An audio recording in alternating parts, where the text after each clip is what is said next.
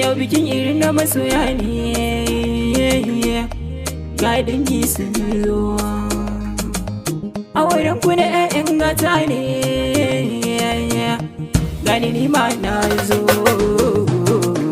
Da fari na sa Allah sarki makayina, shi ya so na yi waƙar auren soyayya. Dangi kawaye har da abokai na ga an jerawa, ku sha shagali ku taka rawa ba sai ku yi zuyawa. Amarya, amarya, amarya, yanzu sango agun za a rabe aure na so da kauna za a kira shi hulbi. A sansani na 'yan mata ke yayi zaɓi, kin san farin cikin ango ke ce fitilla. Amarya, amarya, amarya, ado da cikin gida na san da cewa kware mata ne. Soyayya idan ta yo daɗi ribar ai aure ne, aure kuma in yayo karko ai nasarar raga ne. Amarya an yau shaidar ki akwai ya kirki, ga ki kyakkyawa kin kware gurin ya girki.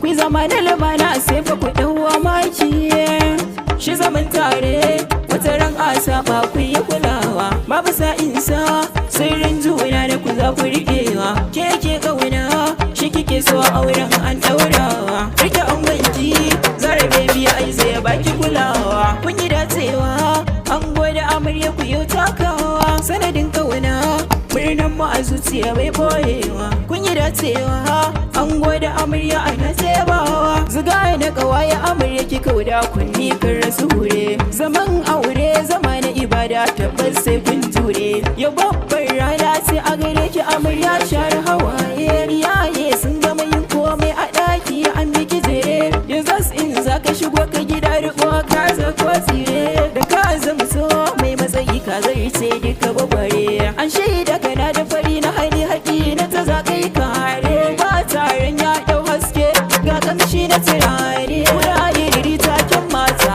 salo ne a ina mare. Iyaye su ma na ga suna murna, biki shagali bidiri auren ƙauna. An gode amarya su ma na murna, ƙauna dangi gun kufa sun nuna. Amarya, amarya, amarya,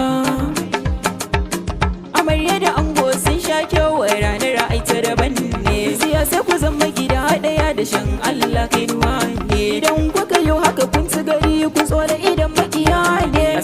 Asanna ayo muku san barka, ribar aure 'ya'ya ku zuba shakka.